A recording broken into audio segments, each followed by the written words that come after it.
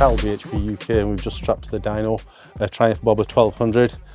We've done a few of these bikes, don't see as many of them as some of the more popular bikes, but they are a really torquey motor. They're very much under tune at the factory. This one's come fitted with a Delkevic exhaust system and a DNA air filter, not the stage 2, just a standard element filter.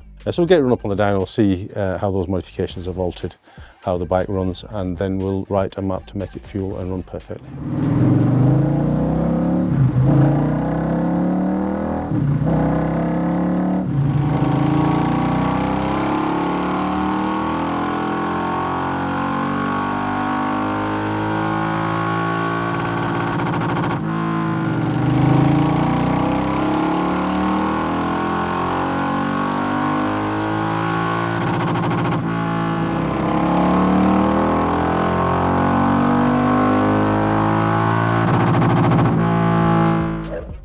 We always love doing a Triumph Bobber. The gains are pretty colossal on this bike. Certainly at the top end of the rev range, anything above 5,200 RPM, we make a massive gain above that.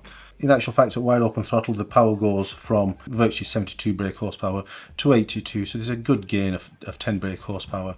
And you can see from the plot now, instead of the power just falling off at 5,200 RPM, it does carry on until the bike hits red line at 6,500 RPM. Another thing that we see on the Bobber is that Triumph have restricted the power in 4th gear. It's not always the case, but on some software versions we see it, and on some software versions we don't.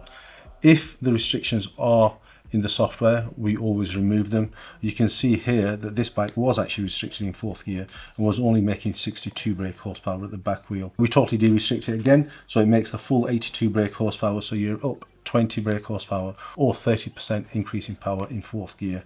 That's really where you're going to feel it. You know, the bike really comes alive now in all gears. As with all Euro 5 bikes, we're always running lean, and these lean characteristics really show at partial throttle openings. You can see on the dyno plot a 50% throttle. We've had to add a little bit of fuel throughout the rev range, and quite a lot of fuel between 4 and 6,000 RPM. That has a really good effect on the power parabola. You can see it's much more linear, it's a lot smoother, and it's just a nicer place to be when you're on your bike. Another common complaint that riders have with these bikes is that they're very jittery around traffic.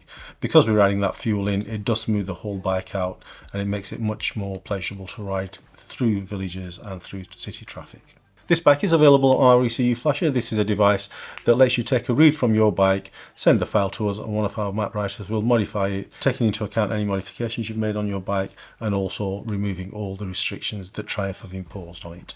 Please do hit the like, subscribe and the bell icon. It really does help us out, and it keeps you notified of any new content that we bring into the channel.